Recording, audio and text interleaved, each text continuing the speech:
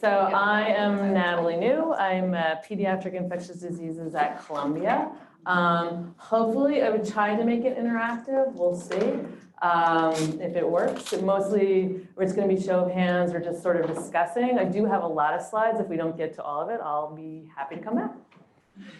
So I tried to focus on urgent care specifically and sexually transmitted diseases and what you can do. We're going to review the epidemiology because that's super important, what trends are going on nationally, how do you approach a sexual health evaluation a little bit, because not everyone's comfortable with that and just trying to normalize that. And I'm going to use a couple case presentations to really go through specific STIs to talk about how they might present, how do you diagnose, then treatment. And the cases that I'm going to present to you actually happened within the last month.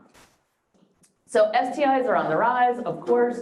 Chlamydia is #1. It's going up. This graphic from the CDC shows that 2.9% rise since 2017, but that's a 16% rise since 2014. So up and up and up. Gonorrhea as well going up, mostly among the MSM population. And then congenital syphilis, believe it or not, is surging in the United States. New York State and New Jersey, for example, had 1,000% increase. They had no cases in 2014, and now they have like 10 cases. So it's a big, big problem, and so is primary and secondary syphilis. So I think you're going to see these things in your center, and hopefully you will be one of the places where kids actually might come to get diagnosed and treated. So adolescents are that primary group. Adolescents now, I think, having older children goes up to 30 now, but for at least us, it goes up to 25. And you look in that category, it's in the red and the purple, you'll see that about 50% of the gonorrhea and chlamydia cases are in that 14 to 25-year-old age group. So this is the population that you might see, and these are the kids actually that don't really seek care, so they might actually be coming to you in your settings. So just want to talk about special populations and some epidemiologic trends. Men who have sex with men, and now I think one of a survey just came out the other day. I saw it on some news feed that more and more young adults identify as LGBTQ and gender fluid. So I think that you might see more men who have sex with men or men who have sex with men and women. It is an increasing prevalence. People don't like to declare what they are. So you can see here the percent of urethral gonorrhea isolates is going up and up and up. And as well, we're seeing a lot of resistance. So, and the dark bar here on the right, does this pointer work? Yes. Yeah, you got it. Yeah, okay. So you see here on the dark bar, this is men who have sex with men. The azithromycin resistance in this age group is super high, and we're talking over 6%. When we look at resistant rates like for ceftriaxone or cefixime, they're around 1 or 2%. So 6 to 9% is super high for azithromycin for resistance.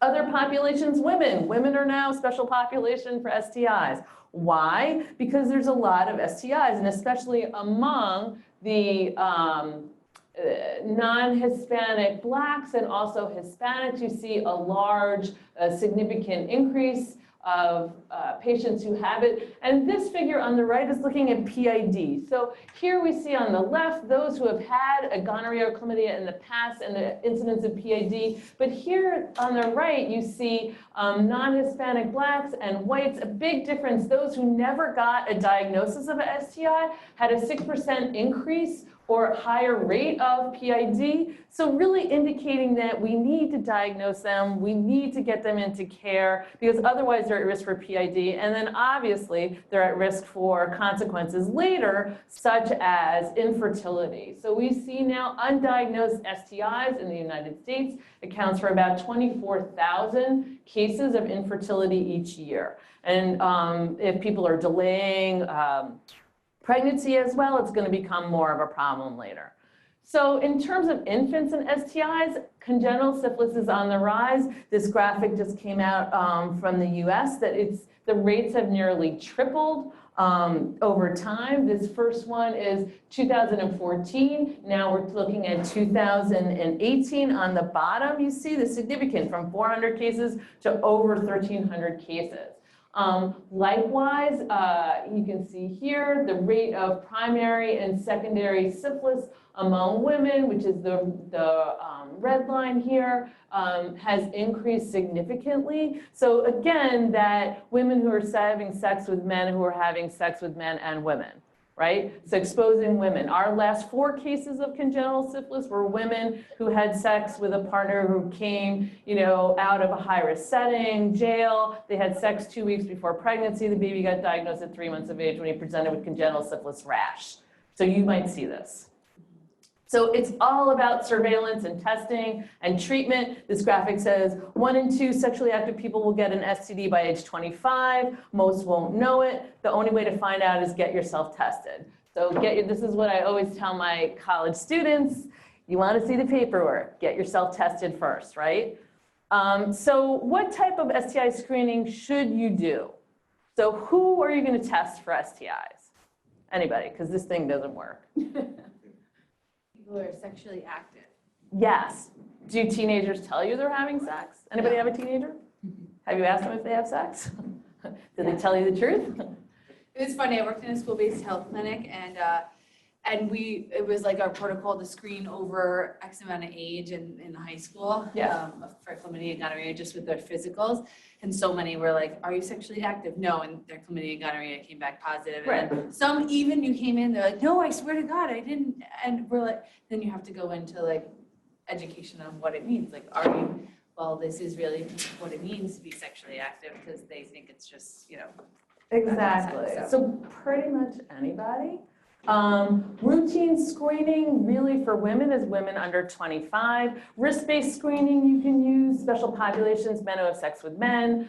My HIV positive guy who went to our high school, who now is in my clinic, swore he only had sex with women. P.S. transgender women. So like you have no idea, right, what everyone's doing. Sometimes they tell you, sometimes they don't. Pregnant women, adolescents, men who have sex with men, obviously these are the high-risk populations, but not everybody admits to having sex. So really screening routinely, pretty much anybody over the age of 12, I think, in New York or nationally is when people start having sex. Yeah. The most common way this comes up for us is, people come in with UTI-like symptoms. Yeah, exactly. And typically we're just sending you a urine culture. Yeah. Should we be routinely in a sexually active person doing STI screening at that point? Absolutely, 100%. 9 out of 10 times it's not a UTI. And let's say the urine grows back E. coli. Yeah, well. Is there a co-infection rate then, or? With the back, not usually. Okay. But whatever you're giving for your STI treatment is going to treat your, yeah.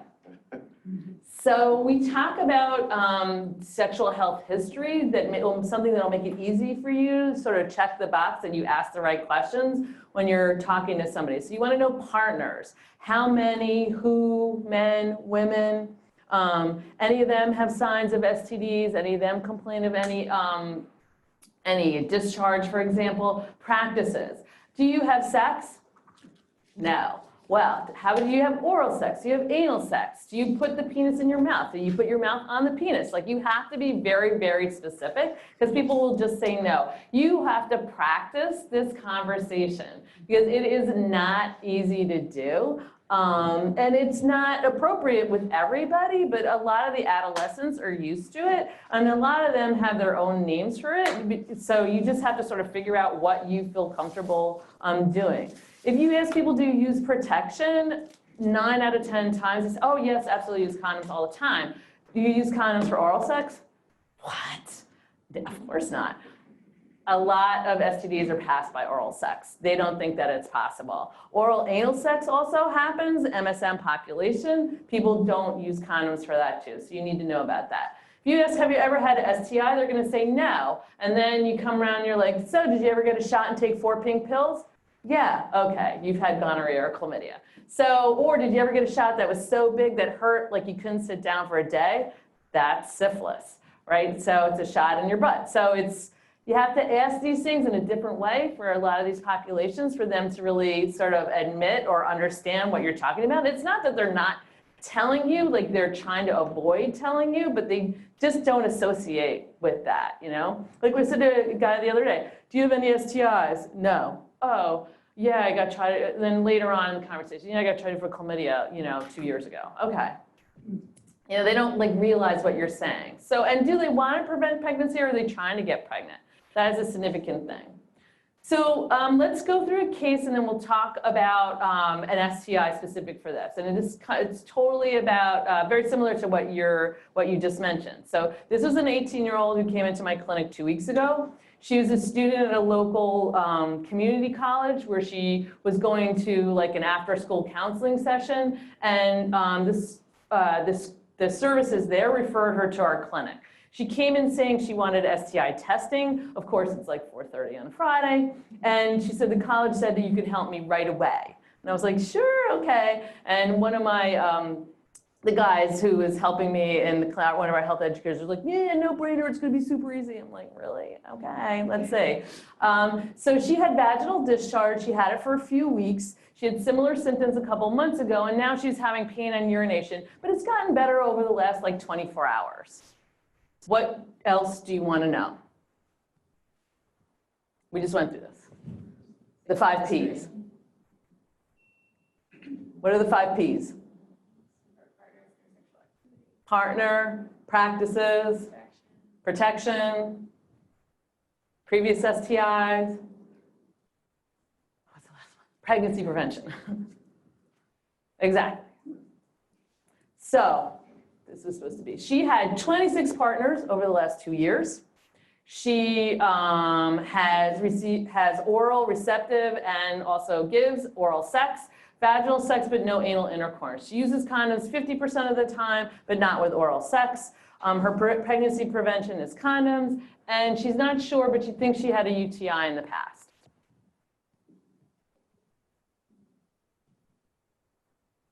So when we talk about urethritis and like these UTI symptoms, you definitely, in this age population, you have to think about STIs. Dysuria, erythropurulence, mucopurulent discharge, some of them have that, but in adolescents, close to 50% or more, especially with chlamydia, will be completely asymptomatic. So just not having symptoms does not rule out a sexually transmitted disease. In men, if they have gonorrhea, they're gonna have pus. So you'll be able to do a white cell, or a gram stain and show if you have more than 2 polys, or if you have leukocyte esterase on your urine dip. Even if you have leukocyte esterase or your urine dip is positive for women, that could also be an STI. When we look at the differential and we think about STIs for urethritis, we think of gonococcal versus non-gonococcal because those are the 2 biggest STIs in this population. So chlamydia is like #1 in the non-gonococcal urethritis, but other diseases like mycoplasma, genitalium, ureaplasma, trick, even herpes can cause these type of symptoms. Mycoplasma genitalium is, I think I do have a slide on it, but this is coming up more and more, and there are new tests to diagnosis. The other thing you have to think about, especially in the male population, is enterics. So we have had a couple of guys with like Shigella urethritis, for example, from MSM populations. So you have to think about that as well. In terms of like differentiating gonococcal versus non-gonococcal, gonococcal urethritis causes a lot of pus. It has to do with the organism. It has a lot of proteins in it that attract white cells there. So if somebody has a lot of pus, if it's an abrupt onset, if it's super severe, and a lot of discharge, it's most likely going to be gonorrhea. But sometimes you can't really tell. And so then you treat empirically for both. So let's get back to our case. Remember, she comes in, she's been having discharge for a while. Now she's having urinary symptoms, but they're slightly better. What body sites would you screen for her? Are you just going to send the urine? Let's send the urine and that'll be it. What do you think? I mean, you could screen like pharyngeal. We would do at this point. Too. Chlamydia, like Yeah, pharyngeal. what do? You just send the urine? Oh, yeah, we just send the urine, but you could do a. If you learn anything today, you cannot just send urine anymore. You can also do vaginal swabs, and you can do self-collected swabs, because if you don't have the ability to do like a GYN exam, you don't necessarily have to do a GYN exam in these kids, but you can have them swab themselves in the bathroom, or just swab themselves right there in the room, or do the urine. So urine only, I would say no. Pharyngeal, rectal, and urine. You could, she said no rectal sex. Urine and rectal, pharyngeal and urine. So I would do pharyngeal and urine, because those are the sites she said that she was sexually active at. I would also do HIV and RPR, and I would, if you want to, you could test for Hep A, B, and C, and discuss pre-exposure prophylaxis for HIV. And we're going to talk about that in a second. And that was like her main thing she came in for. I had a question. So for pharyngeal, I know this might sound very dumb, but I'm just going to ask it because I don't know the answer. So if you had chlamydia, I'm thinking like rectal strep, whereas if I swab the throat, it's usually positive too, but if I swab the rectum, it'll be positive. Is it kind of like that? Whereas if it's positive in the throat, it'll be positive in the urine. It is not, right? No, if you only send urine, you're going to miss 70% of the STIs. So even if there's no pharyngeal symptoms? Okay. Yep. And that's just like a throat culture? Yes. That's my question. What kind of swab do you send? That is the next question. Oh, okay. What test has the highest sensitivity for detecting gonorrhea and chlamydia? Is it a gram stain? Yes, no? So chlamydia doesn't have a cell wall, so you can't gram stain it. So that answer is no. Culture? If you're as old as me, we used to do chlamydia cultures, but we don't do it anymore. It's not available. Those cultures have to be done through viral culture media, so it's not done except for in sexual abuse cases in prepubescent girls. A nucleic acid amplified test? Fab. Most people say yes, absolutely. That's a great test. A DNA probe? That doesn't really exist. So the answer is a NAT test. And these tests actually combine both organisms at the same time. The CDC says do not do chlamydial pharyngeal testing, but because the tests are linked, you're going to get a report on both. And if you have a positive in the throat, you're going to treat it. So you want the first void urine. So that becomes a problem when you're sending them in to do the urine culture for the UTI that you think that they have, but they really have an STD, because you're like, pee a little bit, wipe it off, blah, blah, blah, but you're going to ruin your STI testing if you do it that way. You need first void. So not first void of the day, but first, as the first time that they're peeing right into the cup. Does that make sense? Because what you're looking for is the organism shedding, and that's the best way to collect it. A vaginal swab is actually the CDC's preferred method of testing for women. The yield is slightly higher, but it's not that much higher that you would do it over doing the urine. A pharyngeal swab is just like doing a throat culture, and it's these two, in this tube, you have these two things. One says, do not use this, discard this. One says, the red one is the cleaning one, the green one is the one to use. So don't confuse them and use the wrong swab, because it'll mess up your detection. And then the rectal one is the same kit. So you just insert it into the rectums, twirl it around a little bit. If you have people do their self swabs, you actually have to tell them, unscrew the cap, put the stick in, hold your hand over the top and crack it. Had a couple of guys who try to shove it through the top because this looks like an aluminum foil where you could shove it through, or they crack it and it comes flying up into their face. So, and they could do it themselves. The data shows that self-collected swabs are as good as provider-collected swabs. So if you don't want to do the swabs, or they don't want you to do the swabs, because a lot of guys that come in, they're like, yeah, no, do it myself, thank you. Which is great, because then you get the swabs done. The pharyngeal one is a little bit harder, and most people don't care if you do a throat culture on them. And that makes it easy. Questions? So- to be clear, so you're recommending the urine first void even over the vaginal swab? That you're saying? No? It's just easier. It's easier, right? Yeah. And people are less averse to it, but the vaginal swab, they don't care about that either, just stick it in. There's signs that you can get, that you can put on the walls in your bathroom for your patients that show the patients how to do the self-collected swab. They're nice graphics, but it's a good thing. So if you tell them how to do it, then they can go in the bathroom and you're like, don't worry about it, look at the back of the stall, you'll see exactly how to do it. And it's super easy. My patients now come in, they're like, where's my bag? We give them a bag that has all the stuff in it. They walk to the bathroom, they do all their stuff, and then they come back and we process it.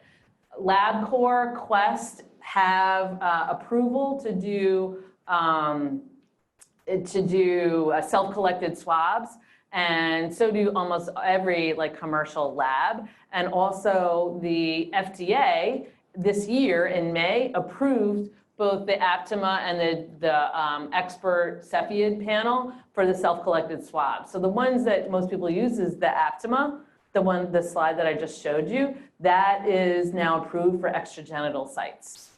So before this, you had to do like a validation study in your own lab and blah, blah, blah, but now the FDA has approved it. Make sense? So you can send it and you can bill it.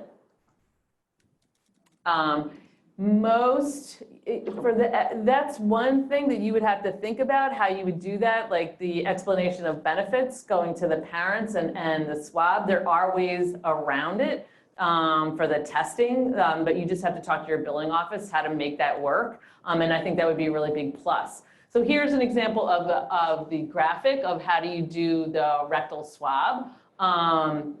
And it's super easy. So for our high-risk clients, we recommend them getting tested every 3 to 6 months at all sites. And if you just think about it, when somebody comes in for STIs, everyone's having oral sex, especially the younger ones, or they're having vaginal or anal sex. So just swab all the sites that they say that they're having sex, and you will get reimbursed for it. And it's because you have the documentation that that's where they're having sex, and the FDA approves the test. Just to show you about the reason to screen, this was a study that was done in MSM populations in 5 cities, about 2,000 participants, 20% were HIV positive, 13% had at least one STI. There's a high prevalence of asymptomatic disease, and really also showed that people, 1/3 of the cases had not been screened in the previous year, and these are men who have sex with men. So super high risk population, they should be screened at least annually, and they weren't being screened. In terms of in this study, they looked at it, 1 out of 8 had an extragenital chlamydia and gonorrhea. So a high proportion of them. And so really coming back to the fact that extragenital testing is really important. This is another study that was by Bamberger and STDs in 2019. They had 1/3 of the extragenital tests in women, or extragenital infections in women would have been missed if the testing had not been performed. So what is the highest? What are the predictors? So young age, the population we just talked about, more sex partners, and of being HIV positive and being MSM. Granted, this was a retrospective study, it was limited, but still, it shows that women are as likely as men, the MSM population, to have extragenital STIs. So the CDC is big time pushing this. So they have a whole big extragenital testing campaign. STDs are spread through oral sex. They have this whole infographic about getting tested in the throat and the rectum, why it's important. You have to do it at least once a year. So the CDC, we are really trying to get everybody to just take this. This is the new norm. So what would you do for BB on the day of her visit? She came in, she had the symptoms, you decided you're testing her urine, you're testing her throat. What else would you do for her? Bye-bye, call you tomorrow with your results, or a couple days from now? Who would do that? Send her out, come back. How good are your teenagers with follow-up? right? They stink. Plus, she's been having symptoms for a month. So she kept saying, I have a UTI, I have a UTI, and I was being like I don't believe anybody. I was like, no, you have an STD. And I was like, besides, what I'm gonna give you is gonna treat both. So whatever. So I gave her 250 of ceftriaxone to treat the GC that I was wondering if she had. I gave her a gram of azithro, and we're gonna go over this again. And we sent a urine culture, because you can't be too smart. I hate being wrong. We did a urine test to see if she was pregnant, super important, obviously, in this age population. Her rapid HIV was negative. Her pharyngeal gonorrhea and chlamydia, she had no pharyngeal signs and symptoms, were positive, and her urine chlamydia was positive. This case happened 2 weeks ago. So she was fully treated. We did discuss PrEP. With her, so pre-exposure prophylaxis for HIV, which would be important, and hopefully she's going to start on it this week. What is is the appropriate first-line drug for chlamydia? We've already talked about this. Anybody? Yeah. So let's give a gram of azithro. You could give doxy, but why is this wrong? 200 twice a day, 10 days. What's 100? So it's only 100, and it's twice a day, and it's only 7 days. Erythromycin, 800 4 times a day, 7 days. Too high a dose, they're going to puke their brains out, but you can use erythromycin if they're pregnant. And levo, 500, once daily, 7 days. You're never going to give that much levo, but levo will work against it. But we don't want to give levofloxacin for gonorrhea now. So chlamydia treatment is this 1 gram or 100 milligrams of doxycycline twice a day for 7 days. There are alternative regimens. So if you do have somebody who has an azithromycin reaction, which is pretty rare, you do have alternatives to give them. And these are in the guidelines. How do you manage for sex partners? What can you do in New York State? Good luck to you. Don't sleep with that guy again. She had 26 partners. She didn't really know, actually, the last one that she was with. I mean, that's typical. What do you say to her? Anybody?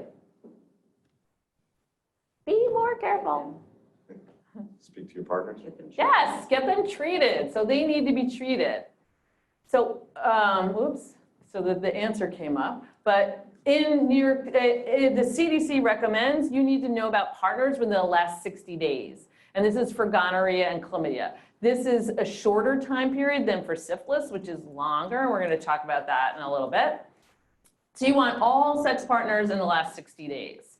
You want to give the expedited partner therapy. This figure shows that it's legal and permissible. Permissible is the orange color in almost every state of the nation. Sort of falls on the, red, blue lines. New York State for sure says chlamydia you can absolutely give. And you can give EPT either by giving a prescription where the person's name is not on there, but it says EPT as the name. So you can e-prescribe using EPT in the body of the script. You can put the name in. You can give patient-delivered partner therapy. So you can give them a gram of azithromycin to take to their partner. And you are protected from liability. The pharmacist is protected from liability. But you do need to tell them that they need to ask their partner about allergies. If they're concerned, then they shouldn't take it. You can give them, there's like a New York State handout for EPT that they could then give to their partner. If the partner is a man who has sex with men, HIV positive, or other co-infections like syphilis, you do not want to give the EPT. And the reason for that is that for MSM, we're worried that we're going to miss some of the HIV positives just by treating them and not bringing them in for evaluation. So the CDC and New York State has not agreed to EPT with that. Chlamydia has been EPT approved in New York State for like forever, since like 2015. This year, January 8th, 2020, gonorrhea is now available to be treated with EPT. So that's the only heterosexual partners, and it's the Syphilis 400 milligram dose. Try to get this yourself. as a single dose, it's virtually impossible. I had a woman who was sexually assaulted in Italy and flew back overnight and tried to get her the Syphilis, and I couldn't. I had to give her an entire week's worth of prescription of Syphilis in order to just give her that single dose. So hopefully now that New York State has approved it, they can have like an EPT packet that you can do that has like azithro and the single dose of Syphilis in it together. Syphilis, however, is not achieve a high enough level in the throat for pharyngeal gonorrhea. So really that person has to, if they have pharyngeal gonorrhea, they have to come in for the ceftriaxone. Yeah. So many of us saw this when it came out, this announcement, and we all wondered, like, why just heterosexual? Because the MSM, the CDC feels like the MSM studies have not supported the use of EPT in the MSM population. So the risks of it. And the risk of the syphilis and the HIV are too high, and you're going to miss cases. It just wasn't clear from the way that came out. Yeah, but that's why. Okay. So do it, just do it. Not for MSM. We did a study recently about, I'm going to go off of this for a second. We did a study recently about EPT in the high schools in New York City where, we looked at self-efficacy, did women do it? And we found that only when we gave EPT and they were like, yeah, I'm going to give it, 30% of them gave it.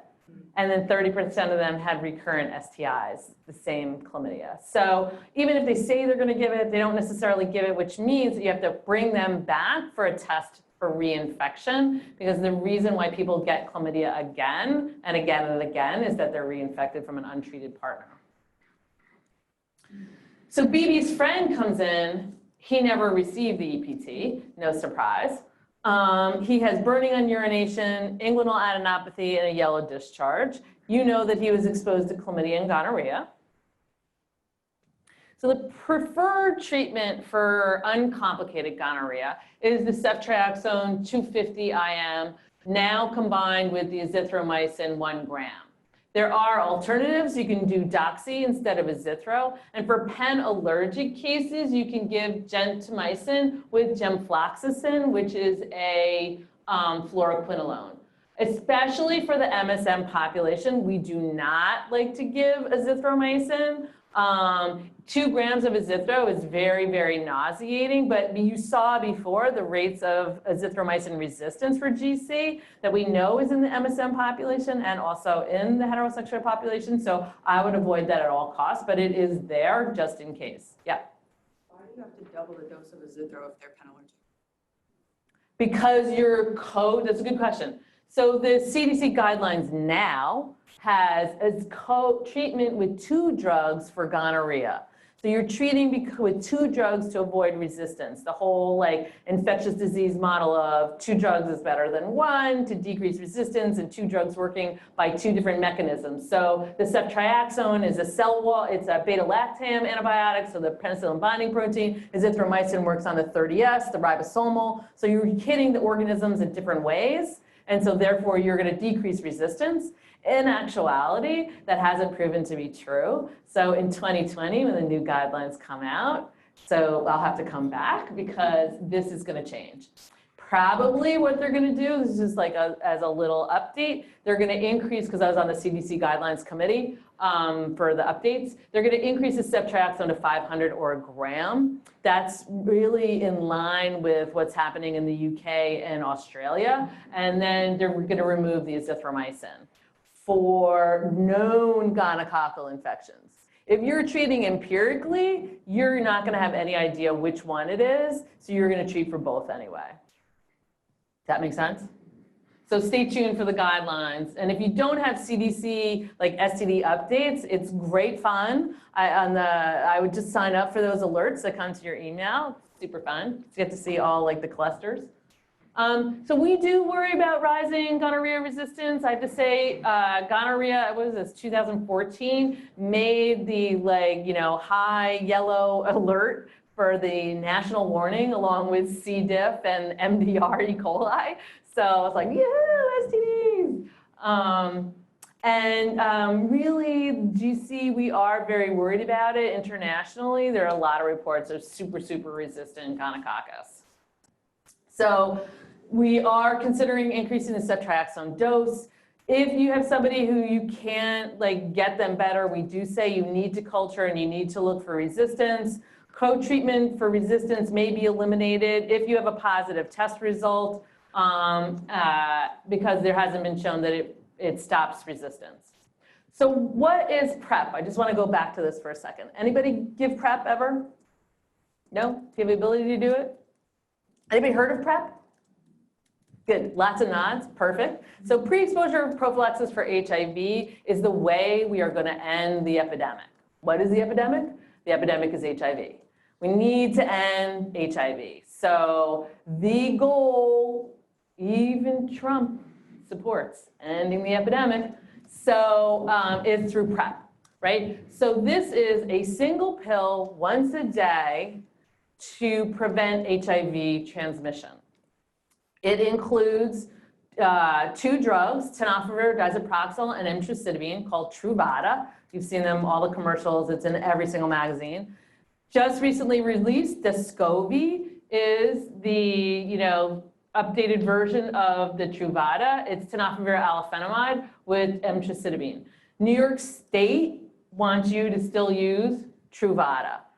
There are studies using Descovy. Why Descovy? So the alafenamide is a lower dose of the tenofovir. It has less renal toxicity, less bone absorption toxicity, but it's only been approved and studied in women, so not in the MSM population, and it's like 1,000 times the cost of the Truvada.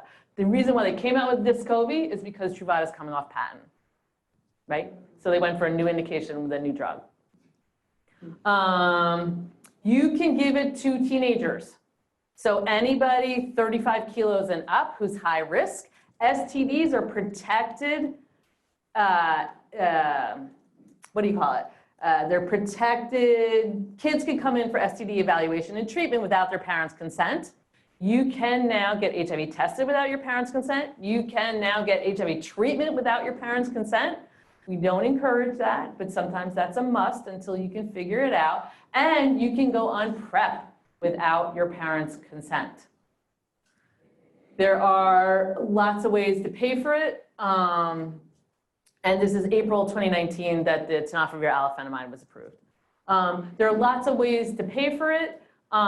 There is your regular insurance will pay for it, Medicaid pays for it. There's PrEP app. So it's the New York State pre-exposure prophylaxis for meds, not visits, will pay for it. A Gilead Access Program pays the co-pays. So sometimes it's like a $30 copay. We know that HIV meds cost about $1,000, $2,000 a month. So you definitely need insurance to cover it. Child Health Plus covers it. The legally eligible, even minors, is this new regulation, the Title 10. And really anybody at risk. So my woman, 26 partners in 2 years, STIs, she's at risk. She's not going to change her pattern, she said, so she wanted to be on PrEP. She lives in a high prevalence area for HIV in the Bronx. She's going to get HIV soon.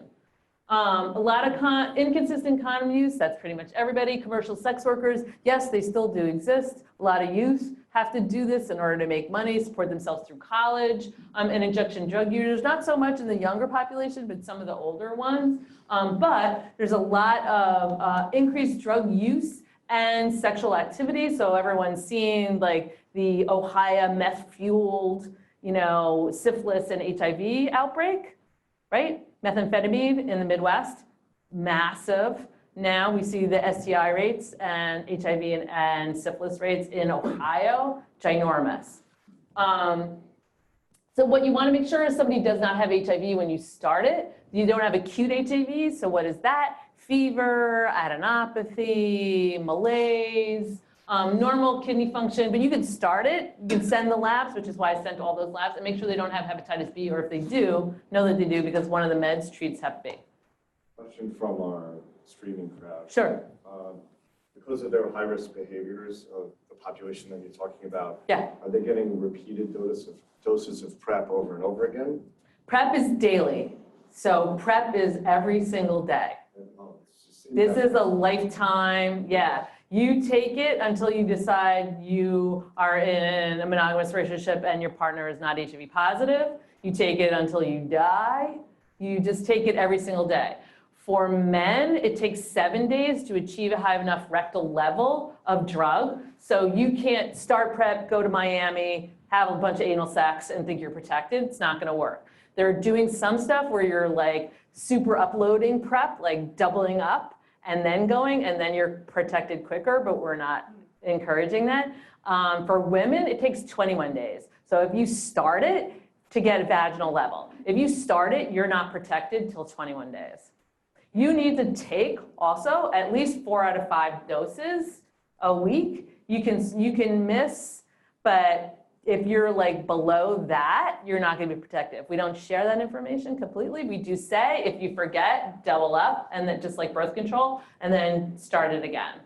We don't also encourage on-off, but there is intermittent PrEP, like for those who know, oh, I'm going to Fire Island, I'm gonna have a big rager. We're like, okay, start the week before and like, go do it, and then you can come off of it. Like if they don't have a lot of anonymous sex, and they just wanna do it for that time period when they're going out to those ragers, then we're like, okay, this is what we can do for you. So, but it's every day. Yeah. Side effects? So renal toxicity, bone absorption, but once you come off of it, your bone density improves. And for young adolescents, the renal toxicity doesn't happen that much. Like if you're on older MSM, hypertension, people are on like co-meds, then you have more likely to have it. And that's why they have to, like we start them, bring them back in a month. We only give them 1 month prescription, bring them back in 1 month, and then re-prescribe it. Get a 30% drop off by the first month, and then we give 3 months, and you have to come back in every 3 months to get HIV tested and get your kidney function or your urine tested. Because the first thing we see is like glucosuria, proteinuria, sign of renal dysfunction. Good? All right. So here's another case. This happened last week. Cameron comes to the clinic because he's worried. He's a 16-year-old male, previously healthy, has lactose intolerance, irritable bowel. He's concerned about these large nodes in his neck for the past 2 months. No fever, no rash. The nodes are actually getting bigger, thank goodness. He does say he has some mucus in his poop. He's not sure what that's all about, but he has this lactose thing, so maybe it's that. He really lost his appetite, and he has this sore on his tongue. He's not sure what that is either. Born in New York, 10th grader, straight A student, on the student council. He's a dancer. He's in a leadership group. He's applying to Harvard and Yale. He's had recent stressors. So his parents have been fighting. They're concerned that they're getting divorced. He doesn't smoke, doesn't use drugs, and he drinks socially. Who doesn't? He's sexually active when he was 15, 1 female partner, 1 recent male partner on Grindr 2 months prior. He had oral and anal sex. He didn't use condoms. He's never been checked for STIs. His HIV screen in the school was positive, but he didn't believe it, so he's coming into clinic. Shocked?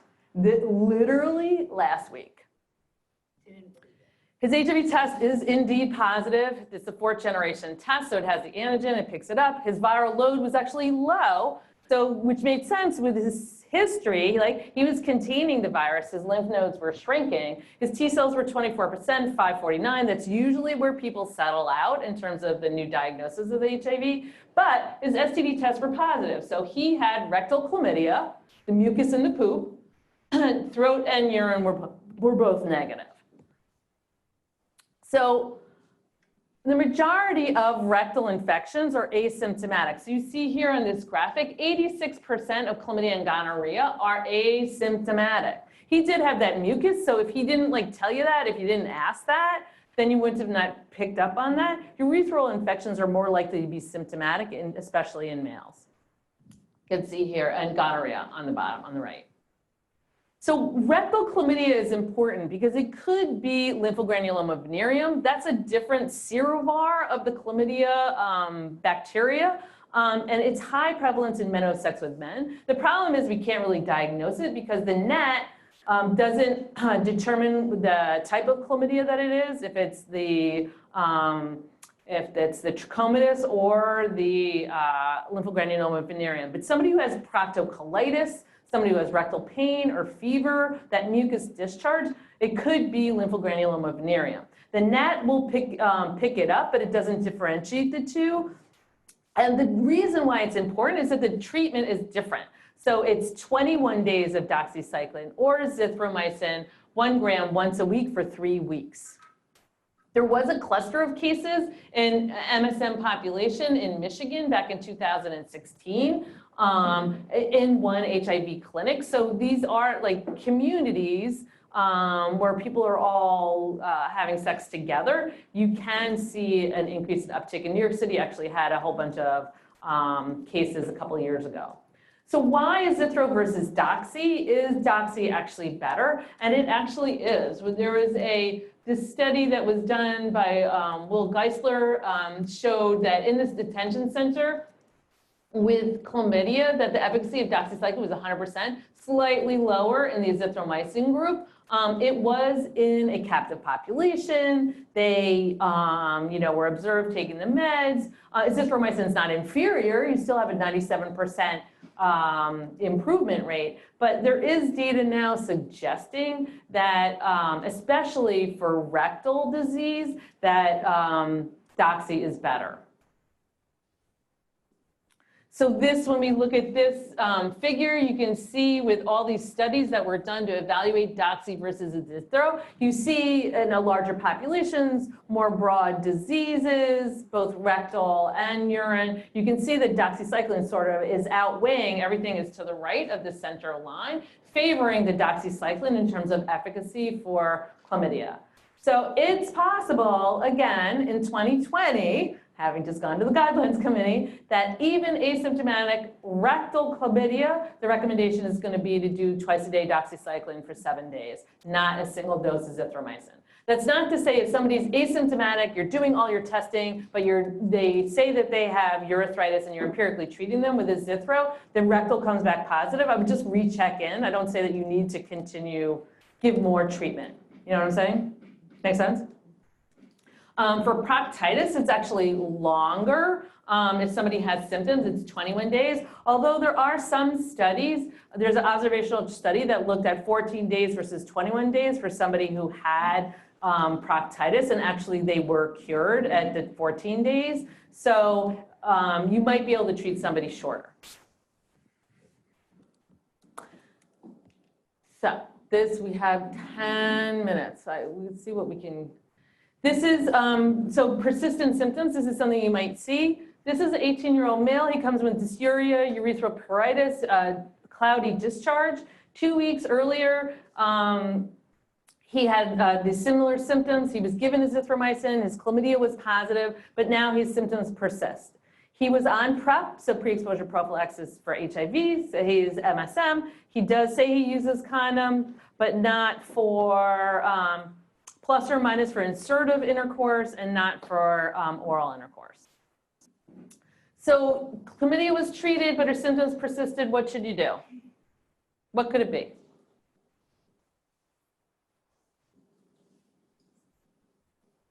What are our top 10?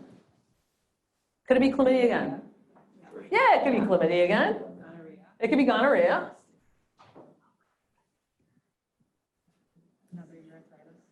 Due to, like, what? Yeah, sure, exactly. It could be mycoplasma. It could actually be trich too, because trich is transmitted.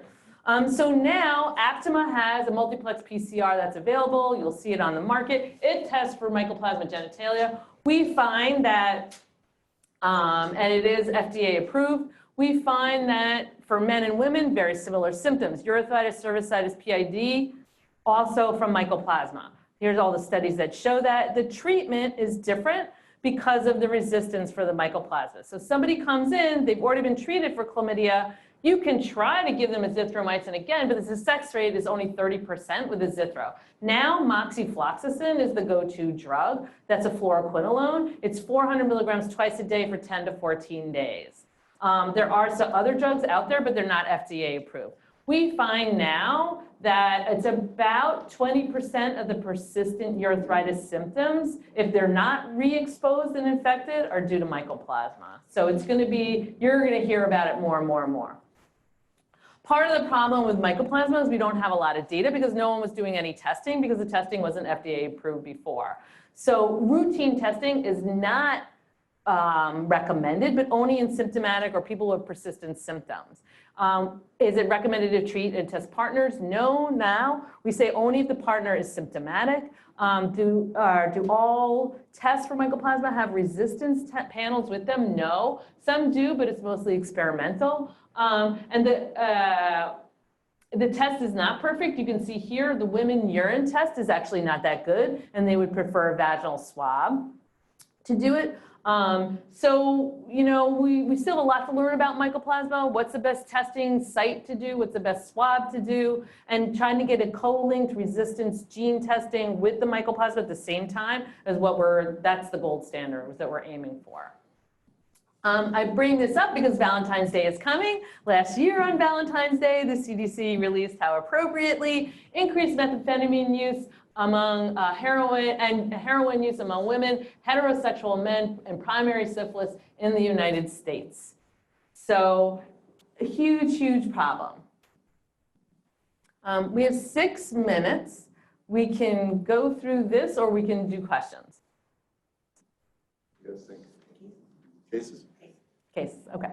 So this is a 20-year-old guy. He presents for STI and HIV testing. He's never been tested for STIs before. He had some flu-like symptoms maybe a little while ago. He maybe saw something on his penis, but he's not sure, and he kind of ignored it.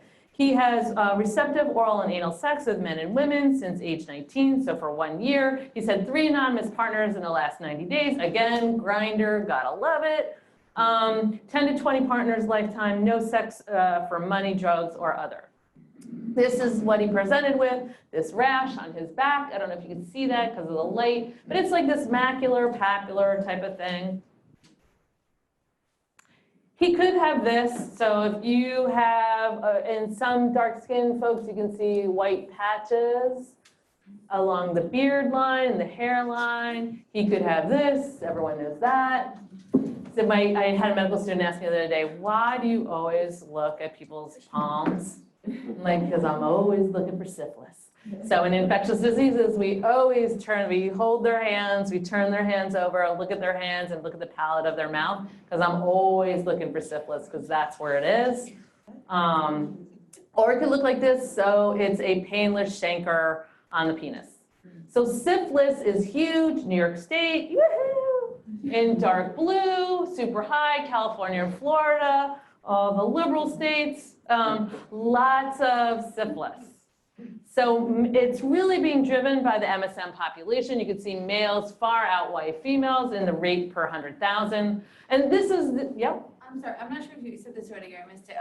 How long until you're exposed to, you usually see like clinical symptoms? Sorry. So the incubation period, thank you so much for that question, Okay, is right between there. 9 and 90 days. So any time in that period. So this is why when the Department of Health is knocking on your door, they want to know the last 90 days in like chlamydia and gonorrhea, which was 60 days. So 90 days, so an extended incubation period when you can have symptoms. You can have primary, secondary, everyone remembers early latent and late latent. Neurosyphilis can occur anytime. Is there any asymptomatic symptoms? Yes. Yeah. What is asymptomatic syphilis? Between the 90 days, primary? Primary indicates, and I'll go through that, a chancre. So early latent and late latent, you have no signs and symptoms. But like there will be a symptom or there could There will be nothing. Skin. There will be nothing. No, this is the blood screening tells you, they come in, they're like, screen me for everything. You're like, whoa, your titer is 1 to 256. But what I'm asking is like in 6 months, will these people who have syphilis eventually get symptoms? No, No. Okay. because some of them, wait a minute. So some of them miss the primary chancre because it's painless. You can have it on the penis, the vulva, perianal, in the mouth. You don't feel it, you don't see it. I mean, unless you're like, woo, looking in the mirror in the shower, it doesn't hurt, so you're not gonna notice, right? Secondary, a lot of people see, but they don't really know what it is. We have a ton of people who come into the ER who are like, got this rash, and derms down there are like, do a biopsy. I'm like, syphilis. It can look like eczema. That guy, syphilitic Barbary, I had a guy who had that. It was so cool. Mucus patches on the roof of the mouth. Absolutely. No one's looking in the mouth anymore. Condyloma lata. Oh, I think I just have warts around my anus. No, you have syphilis. And patchy alopecia. So somebody who now, every time you're on the subway or in a plane, you'll be like, oh my God, alopecia, syphilis.